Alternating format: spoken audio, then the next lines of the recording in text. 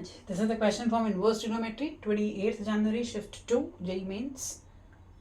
यहाँ पर हमें दिया this is greatest integer function और मुझसे F of x has सीकेंड inverse of 2 times greatest integer x plus 1 की डोमेन पूछी गई है. अब जब भी आपके पास इनवर्स ट्रिग्नोमेट्रिक फंक्शंस आ जाते हैं तो डोमेन में वट एवर इज इनपुट वो रिस्ट्रिक्टेड आपको मालूम है.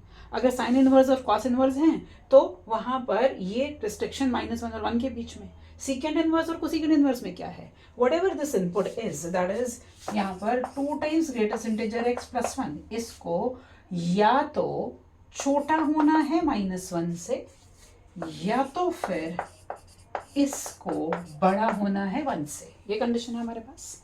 तो देखते हैं यहाँ से क्या आएगा. Twice of greatest integer x less than is equal to -2, greatest integer x less than is equal to -1. अब जरा ध्यान से सुनना है, समझना है बात को. एक्स में क्या क्या डाल सकती हूं मैं ताकि मेरा आंसर -1 या तो फिर -1 से छोटा रहे. अब थोड़ा ध्यान से इसको समझते हैं.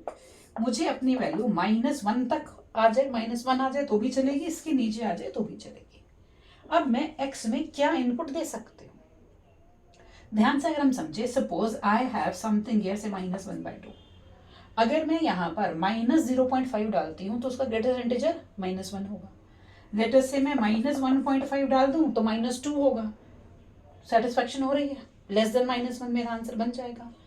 लेकिन अगर मैं यहाँ पर x को 0 डाल दूँ तो फिर गड़बड़ हो जाएगी, क्योंकि जैसे ही आप यहाँ पर x को 0 डालेंगे तो ग्रेटेस्ट इंटीजर 0 हो जाएगा और 0 -1 से छोटा नहीं होता. इसका मतलब इस इनइक्वालिटी को सेटिस्फाई करने के लिए x कहाँ से कहाँ जा सकता है, ये आपका -∞ से लेकर के 0 तक excluding 0.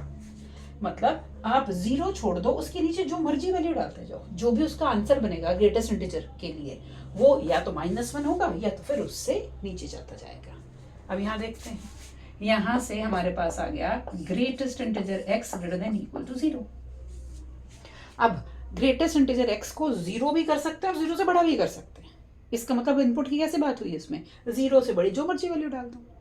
Now the question is can I take it as 0 also. Yes, क्योंकि अगर आप यहाँ 0 डालोगे तो आंसर 0 बनेगा. बन गया तो इक्वालिटी गिवन है, मुझे कोई प्रॉब्लम नहीं है. तो यहाँ पर x बिलोंग करेगा 0 टू पॉजिटिव इन्फिनिटी पर. क्योंकि आप सपोज मैं 2.5 डाल देती हूँ, 2.5 का ग्रेटेस्ट इंटीजर तो 0 से बड़ा है. कोई भी पॉजिटिव चीज इसके अंदर डालोगे आप तो ये इनइक्वालिटी सेटिस्फाई होने ही वाली है.